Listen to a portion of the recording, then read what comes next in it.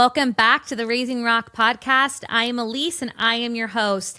Have you ever had your child come home from a sports practice and say, I'm the worst, I never want to go back, I never want to do that again? Or you have something in front of them that you're like, you can do this. You are so capable of filling up your own water bottle or getting your own snack or packing your own backpack, but they don't even want to try. I know I have found myself frustrated with those same exact interactions. I can imagine many of you have as well. And I think at large, we have a society of children and families who don't want to do hard things and don't require resilience and capability in their children. I have today David Thomas and Sissy Goff from Raising Boys and Girls. They have a thriving counseling practice in Nashville, Tennessee. They are Christians. Everything they do is rooted in God's word. And they have a new book coming out, and it is all about raising capable children. I'm so honored that they joined me today to have this conversation where they really equip us with practical tips and tricks to build the muscle of capability and resilience in our children. It's something that doesn't come natural to a lot of families and children, but they have tools and they are here to help. I encourage you to listen to this whole interview, grab their book. We'll link it in the show notes. I think you will be incredibly blessed and challenged and equipped to raise capable, resilient children by the end of this episode. So if you haven't already, pause this episode, go find us on YouTube, Spotify, Apple, wherever you listen, hit subscribe or follow, leave a comment, leave a 5-star review. All of that makes us more discoverable to a new audience and does help us grow. We're in season 2 and we really do want to grow this platform and reach more of an audience. So all that you're doing is making us more discoverable and we are so appreciative. As a reminder, you can find us on Instagram, Raising Rock CO. You can find our website, raisingrockco.com, for all of the information on what's available in the brand, what we're doing, what we're working on, what events we have coming up. We are so thankful you're here and that you're joining us every Tuesday for a new episode. Go and be blessed by this episode. Thank you so much for listening. And with that, David and Sissy, welcome to the show. David and Sissy, welcome to the show. I'm so thankful you guys are here. Thank you for having us. So happy to be here. It is my joy. I'm so excited to chat with you guys. So you say that you really feel like equipping our kids to be successful in life really comes down to one word, and that word is capable. Tell me what that means and why you guys are really using that one word to describe such a big part of a child's life. I'll jump in and say a little bit about why, and then David can give you the specific definition that we see for capable.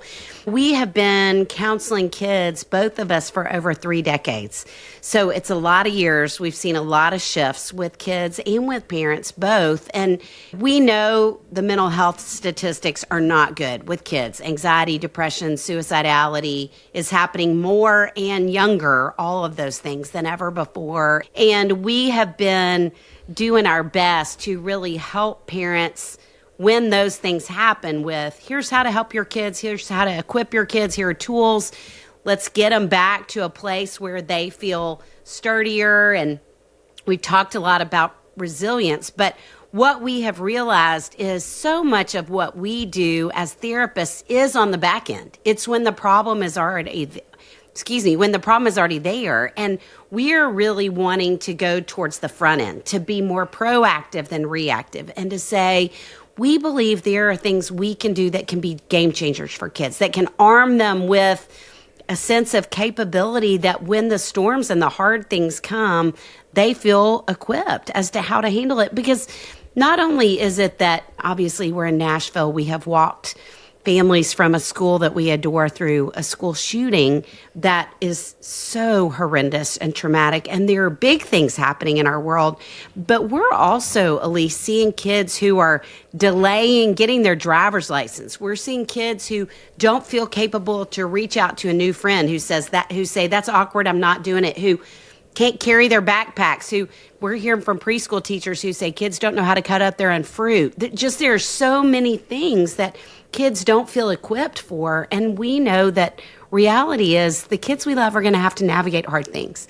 And so how do we help them feel shored up and ready when those hard things come? That's why we have landed on this word that we feel like is especially important today, that's capable. And I would only add to that, Elise, just the definition we talk a lot about. We talk about the 3 C's of capability, and they are kids have practice coping and learn competence for life's challenges. And it's living into what I think all 3 of us know to be true. If we root ourselves in the truth of Romans 5, Romans 8, John 10, like we're guaranteed we're going to come up against hard things, a lot of struggle in this world. And so because we know that as adults in this world, as parents, as believers, what does it look like for us to prepare the kids we love for that reality? And the temptation, I think, always being strong for us as parents to want to protect our kids more than prepare them, to prevent discomfort more than provide opportunity for discomfort. And so we're really always wanting to be challenging parents, whatever age your kids might be. Are there contexts within your kid's life right now that promotes independence, that provides some good, healthy discomfort, and gives them a context for practicing coping and regulating? And so I think that's a great question for any parent listening right now to think about. Is there one context that I could put my finger on for my child if they're 6 or 16 where that kind of opportunity exists, so that I'm leaning into the truth of Scripture that in this life we're going to have trouble, and am I preparing my kids well for that? That's so helpful, and I think such a good question for all of us to be asking ourselves. Are there things that parents are doing, maybe subconsciously, maybe they don't even realize they're doing it, that prioritizes other feelings or other emotions over resilience and capability? Yes, that's such a great question. I'm so glad you asked that. And we would want to answer this with so much grace. Anybody who's listening, we hope you feel like we get it. We understand there's so much grace for this, and there's a better way. Because what we are seeing, anxiety so rampant among kids, 1 in 4 kids, 1 in 3 adolescents. Girls are twice as likely as boys to deal with it. And what research says is the 2 most common coping strategies in light of anxiety for kids from the parents are escape and avoidance. So my child is in distress, I'm going to step in and pull them out. And we talk about in Raising Worry-Free Girls a definition of anxiety that's anxiety is an overestimation of the problem and an underestimation of themselves. And so when we step in and rescue kids, we really are roadblocking resilience. We are saying to them, you do need me to pull you out. You do need me to rescue you because you're not capable. Never the message we would be intending for them to get in those moments, but that's what we're in fact doing, rather than let's figure out together how you can do this. Or I believe in you. You are so capable of doing hard things. And that, I think we're seeing, as David talked about earlier, more parents who are uncomfortable with their kids being uncomfortable, their kids having any kind of discomfort, disappointment. And so it's not even just hard situations that parents are preventing, but it's hard feelings. They don't want their kids to experience any of that, so they step in. And again, it's part of why I think we feel like kids don't know how to handle normal life situations that require resilience and courage and all of those things. So good. It's so interesting. You mentioned escapism and avoidance. Those are the 2 words that you used. And I look at the adults in my life and even myself sometimes, those are things that we all do, right? Like we want to escape at the end of the night. So we like scroll on Instagram, or we have a conflict with a friend or a coworker and we just want to avoid. We don't want to have conflict. So do you think a lot of these challenges that we're seeing in our children are first modeled by us as parents, or is it being modeled by friends at school? Is it the whole picture? It's a great question. And I think it's a little bit of all the above. I think for us as parents, I loved your honesty even in the way you asked that question of looking at ourselves first. Like, where am I intuitively gravitating toward escape and avoidance? Where has that become a bit of a default setting for me in my own life that inevitably trickles down, transfers over, spills onto the kids we love, alongside the wisdom in how you ask that question of kids looking to the left and the right and seeing evidence with their peers of Sharon's mom didn't require her to try out for a new sport or join that club, whatever it might be. Jack's parents said he doesn't have to get his driver's license if he doesn't want to. So I think there is evidence all around us that I tell a story in the book of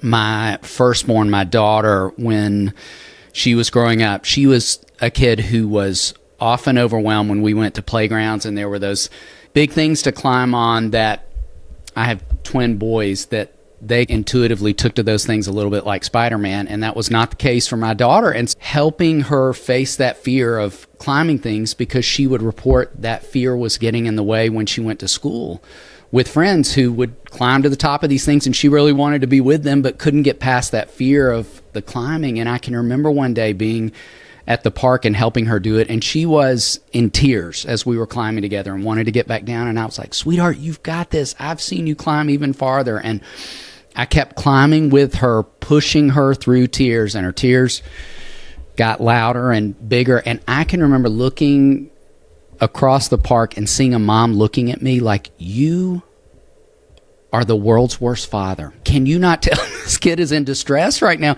Even to the point that I started second guessing myself. And I think that's but one example of 1,000 places where I think we can start second guessing ourselves as parents. Like, is it good to push my kids? Is it okay for them to have to work through big emotions to find their way through a fear? And so I think, to your great question, yeah, there's a lot within that. Yeah, that's so good. I have a friend that I was chatting with the other day, and she was talking about her son is like just at the age where he's starting to get into sports. So he's on a basketball team, he's on a baseball team, and he comes home from practice every day so defeated. Like, I'm the worst. I'm not good at this. I'm terrible. And she would never say this to him, but she said to me, she's like, yeah, he's pretty bad. Like, he's not wrong. He's pretty bad. But she's persevering and she's making him continue. Like, we made a commitment to this season. We're not going to break our commitment. We're going to keep going. Good for her. What are some things, I know, right? Good for her. What are some things when you have, because that's just a recent example that came to my mind, but I can think of things in my own parenting journey where you just have to like grin and bear it and make your kids do hard things. Like, are there word tracks? Are there scriptures? Are there things that we can do when we're trying to exercise that muscle and build strength for that child? If you can do hard things, you just got to put in the reps and do them and they get easier, or keep working at this basketball sport. You'll eventually get some skill, hopefully. But what are some things that we can be doing practically as parents to encourage them in areas where maybe they aren't that great, or it's not a natural skill set for them, but we want to encourage them to try anyways? I think that exactly what your friend's doing, of first providing opportunities, finding places where they can be involved. And I would say for kids who sports or academics or whatever they're involved with come very naturally, it would be great to help those kids find something to do that doesn't come naturally. That all kids need to have to wrestle with some degree of failure, again, to use your word, to get the reps in. Because we all are uncomfortable and fail most days as a part of life. And so they need practice doing those things. And I would even think about, when we were talking about this book with a friend, she said, y'all are making me so convicted, because I'm thinking about how often I fill up my son's water bottle and how capable he is of doing that.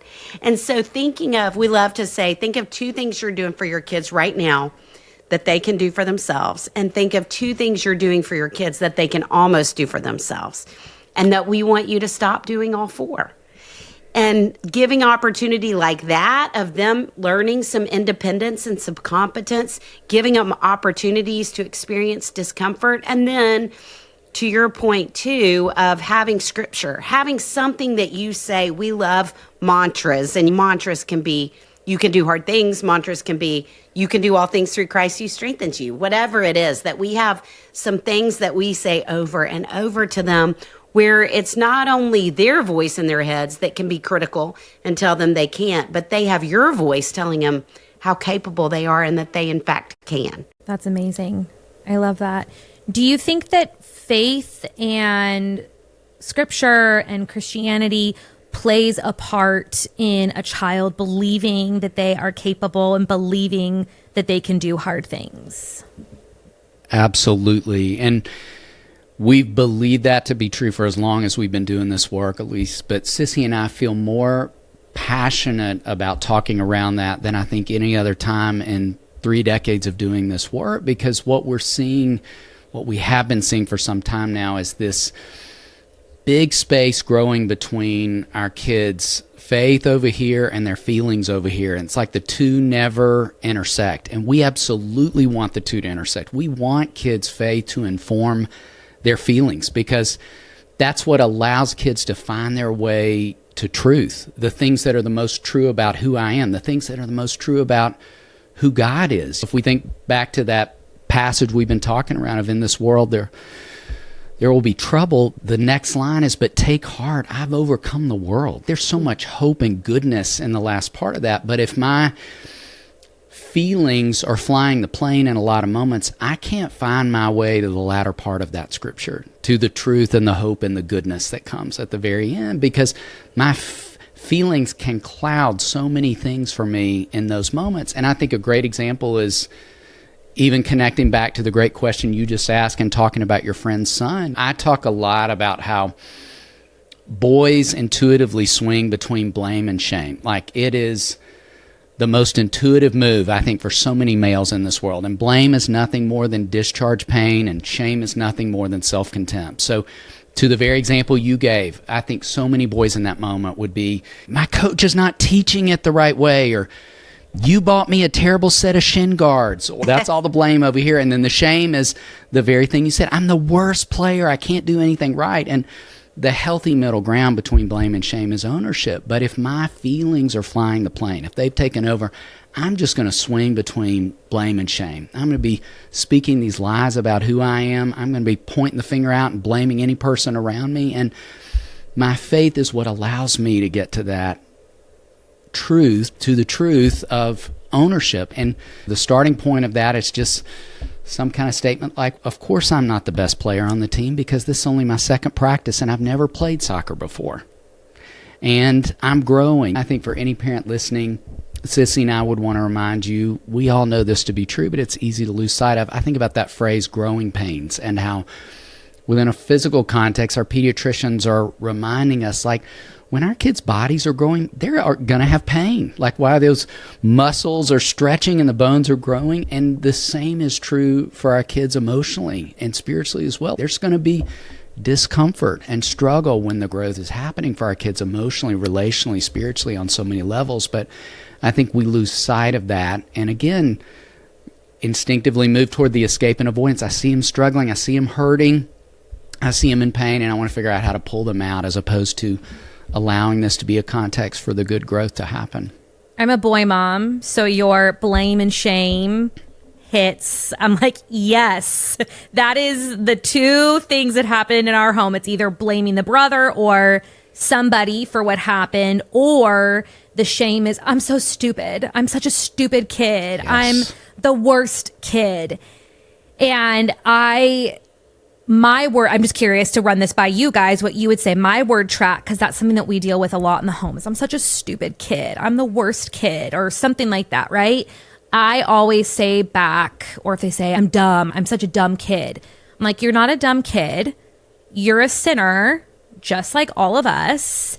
And you've made a dumb choice, but that doesn't make you a dumb kid. And so I'll use that word to associate it with their choices or their sin, with trying to like take it away from who they are. Is there a better way to do that? I love that you're separating. I love how you go ahead, Sissy. I just love that you're separating action and identity. That feels so important with the kids that we love, and that you're speaking to the truth of who they are and who God made them to be, in the midst of saying the choice wasn't great, but who you are is different than that. And I think that's something we want to circle back to in a lot of different ways over and over throughout their growing up. David, what were you going to say before I interrupted you? You said exactly what I wanted to say. I think it's that brilliant teasing out of helping our kids understand even the difference between guilt and shame. Shame is I'm bad. Guilt is I did something bad. And guilt is a great thing when I've done something bad. Like I want to experience a sense of remorse and the opportunity to move toward repair. But if I'm only swimming around in shame or swinging between blame and shame, I can't find my way to, first, that stop off of ownership, and second, moving toward whatever repair needs to happen. And I would lastly say, when you commented a minute ago as a boy mom of how instinctive that feels, I think it just is. And I think that's a great thing to say to the boys we love. I love taking it all the way back to Genesis. That blame game started in the very beginning, like when God encountered Adam in the garden, and he's, Adam, tell me what happened. His instinctive move was, the woman you gave she made me like do he it. was pointing the finger from the get-go. Yep. Yeah. And so I think because that's as intuitive as it has been and is, it takes some work to figure out how to get out of the blame and shame swing and into this healthier space of guilt and ownership and repair and remorse. Is there a girl version? So you say boys swing to blame and shame. Is there something that girls swing to? Because I'm not a girl mom. I have no idea when it comes to parenting girls. That's a great question. I read years ago that when something goes wrong in a boy's world, he blames someone else. And when something goes wrong in a girl's world, she blames herself. And I would say, I think some girls blame. The vast majority are going to move toward shame and self-hatred and criticizing themselves. And I think in all these years of counseling girls, I've never seen girls as perfectionistic as I have seen in the last 5 to 10 years.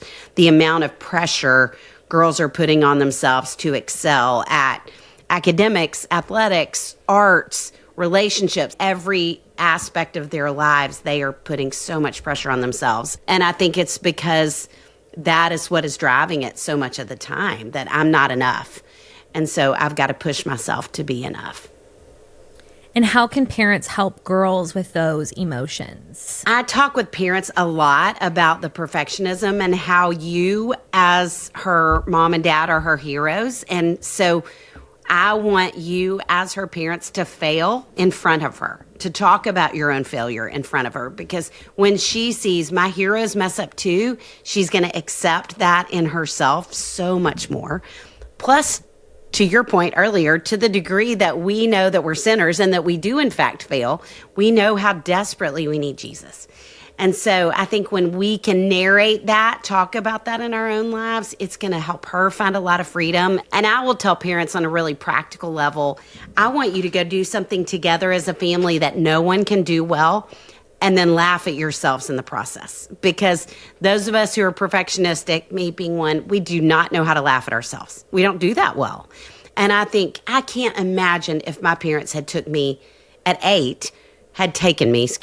this terrible grammar, if you don't mind editing that. If my parents had taken me at 8 years old or at 18 for all of us to not do something well, to go to a batting cage or to go paint pottery, and then if we laughed at ourselves when we messed up, I just think it would have been so freeing for me to have experienced. And so I think those things are really important, and helping her learn about grace feels foundational from the very earliest stages.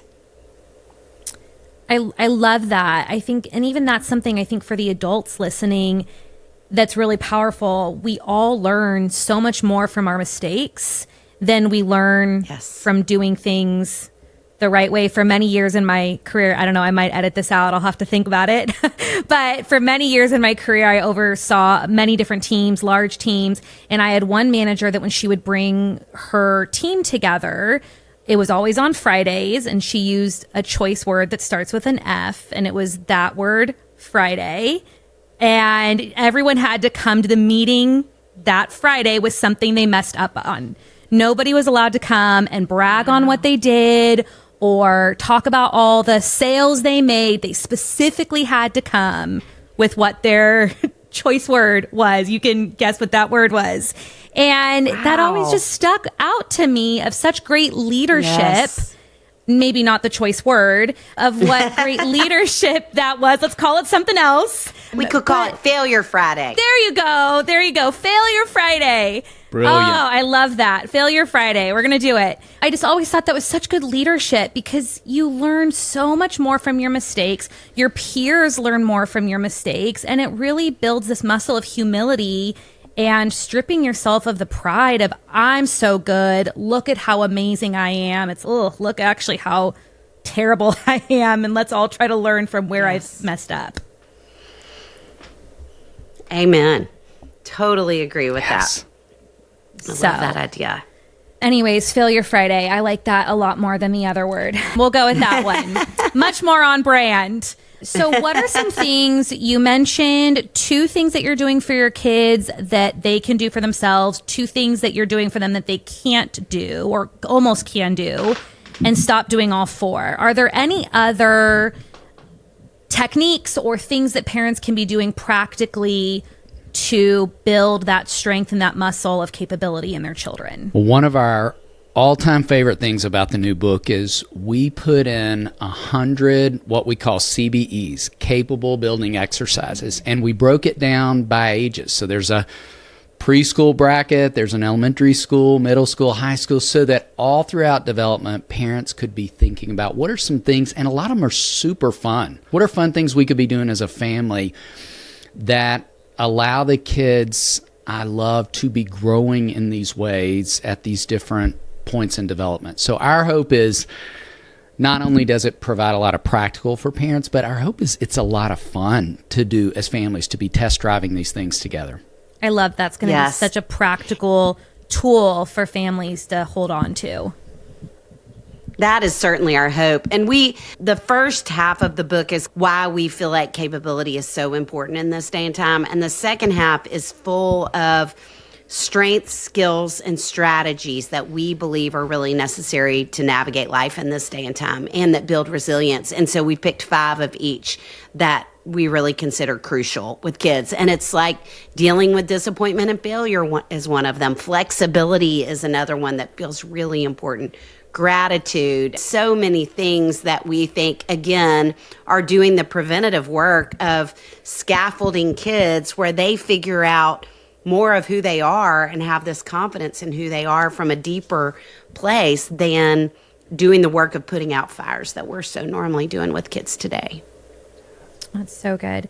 I saw this trend for the longest time on Instagram, and I intuitively had already done a lot of it with my children. I never documented any of it, but parents would give by age, it would be age appropriate, but they would maybe give their 8-year-old the grocery list, and they would wait outside the grocery store and they'd say, we need 5 apples, a carton of eggs, and a gallon of milk. Like, here's the money, go get it. Or I don't know, you do a Starbucks mobile order for egg bites. This is something that we do. I do a Starbucks mobile order for egg bites a couple times a week for my kids, and I'll place it on my phone, but one of them has to walk in and get the egg bites and bring it back.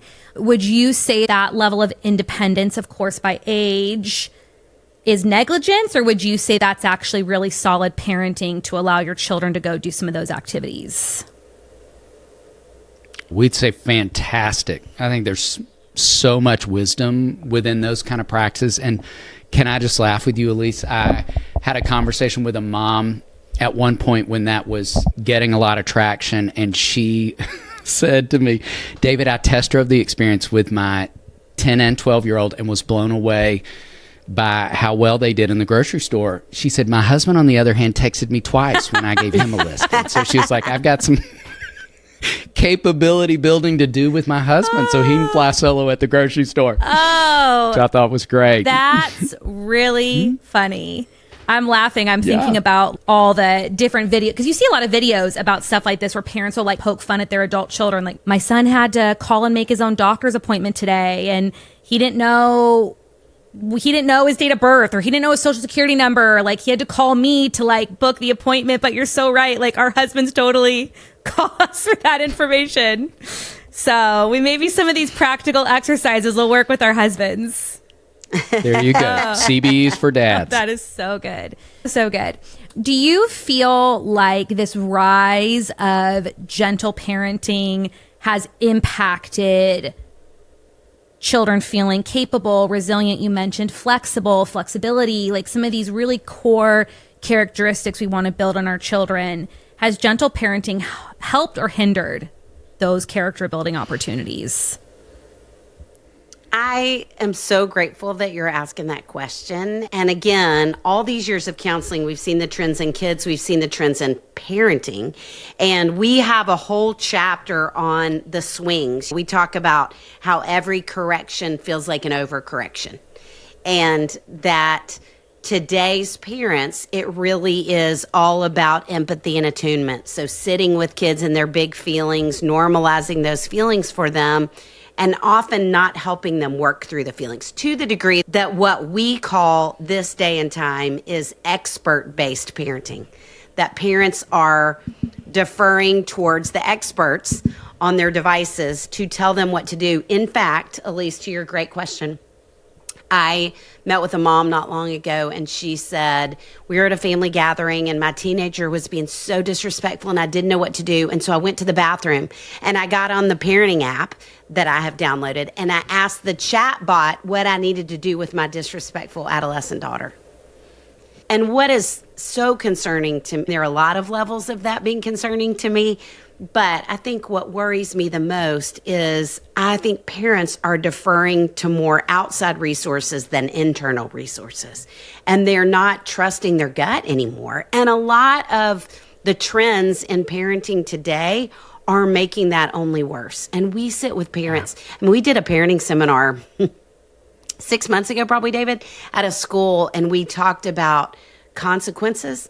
And the parents looked like we had said, we had used foul language. I mean, it was like, really? We can still do that? And we have Zoom calls or conversations with parents one-on-one in our counseling offices all the time who will say, all of this talking about their feelings isn't helping. Their feelings are still big. There's still a problem. And I'm exhausted because of it and feel defeated. And so we certainly feel, again, that's part of this desire to write the book Capable. Like, we've got to do something different. We've got to equip kids. We've got to equip parents to trust themselves and that they know intuitively better than any experts, which here we are putting ourselves in that category, but they know better than any experts what their kids need. It's interesting that you brought up this idea of referring to the experts.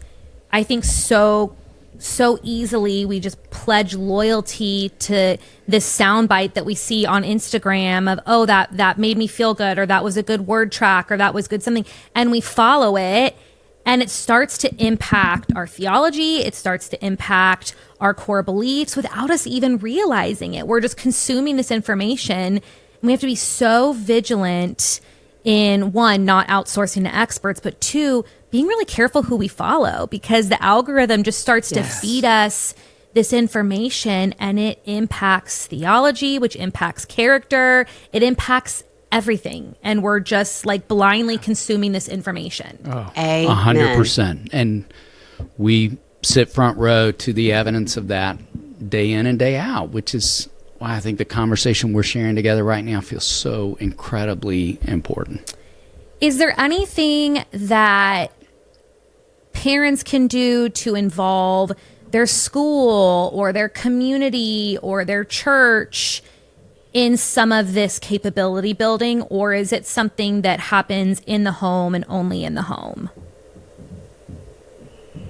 Ooh. It's really fun to have been talking about this idea throughout the process of our writing this book, because the process of the timeline between beginning a manuscript and the book being out in the world is a somewhat long window. And as we've been talking about it more and more, it's so much fun to have educators and coaches and grandparents, all these different folks who are around kids in different ways, approaching us at the end of seminars and opportunities we've been given to speak, who are thinking about what it looks like to incorporate this in the classroom, on the field, in their time with their grandkids. Like, it's so much fun, and our great hope, even in writing the book, was that the CBEs would be translatable into those different contexts. And so our great hope is that a teacher could take the Capable book and really be applying the ideas within a classroom setting, and grandparents reinforcing the ideas that parents are providing to kids, where it's this team approach that we're all taking on behalf of the kids we love. I love that. And I think it does take a village. I think this idea that children are just raised in a single family home is tough, because it really does take a village it's the parents should be the main ones discipling their children, but it does take a village to do all the other things. I think that's so good. Tell us more about where we can find your book. I know you have several other books. If you could just give us a brief description of what those other books are. Where can the audience find you and follow you and get more information from you guys? Just give us the spiel on all of that. That's such a kind question. You can find all the things at raisingboysandgirls.com, including Capable, which comes out the last week in April, but it is available for pre-sale now, along with a workbook for kids themselves called I Am Capable. And so we would really encourage parents to read the parent book and get their kids the I Am Capable book. And then David has some awesome books about boys that you have likely read, Elise, or if you haven't, being a boy mom, I would highly recommend Raising Emotionally Strong Boys, Strong and Smart. I've written a lot of books about anxiety for parents and girls of all ages.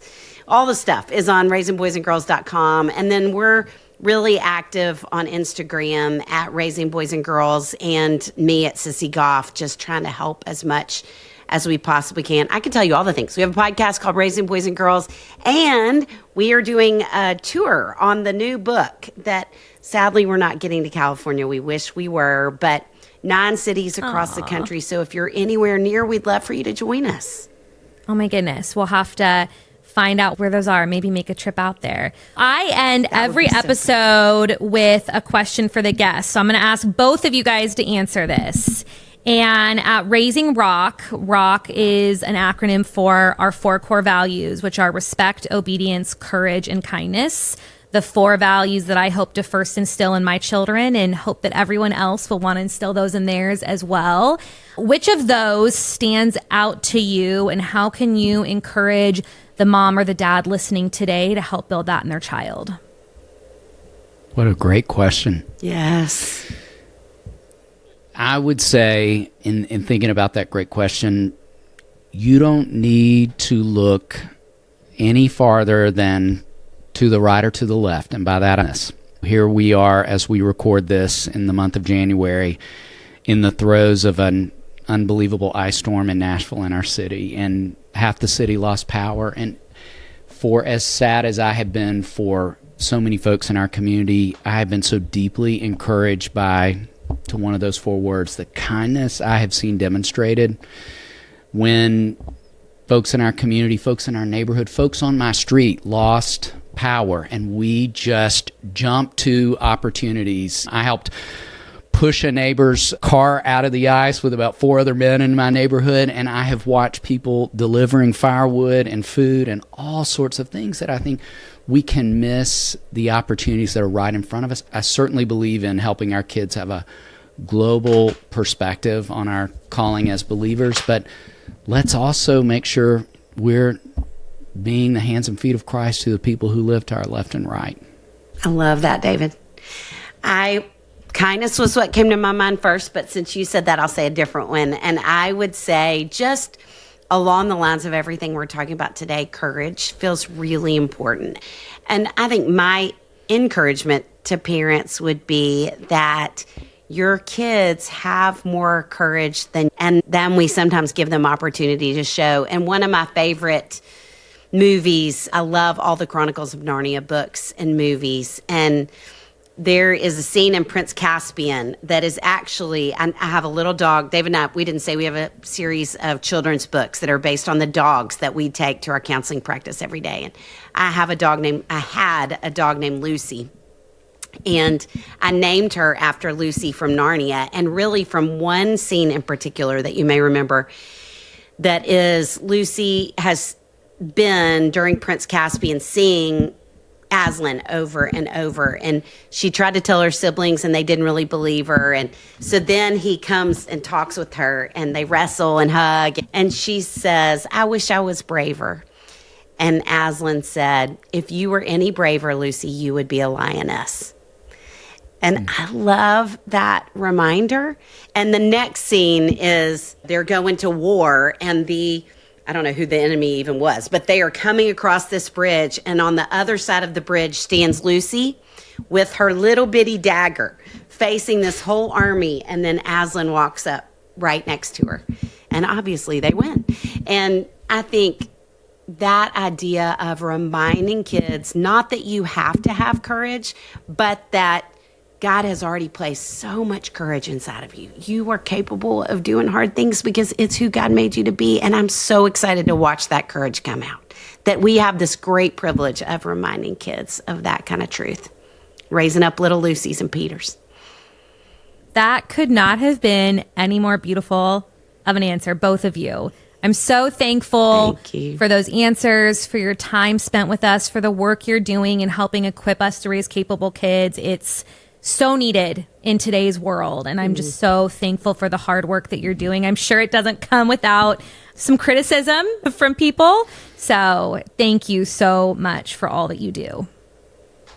Thank you, Elise. It's so Thank good you to for be having with us. you. It's so good to share time. Oh, it's so good to Yes. have you guys. Good luck with the launch of the book. We'll link it in the show notes and can't wait to just see it explode and hopefully help many families. Thank you so much. Thank you. Bye, guys.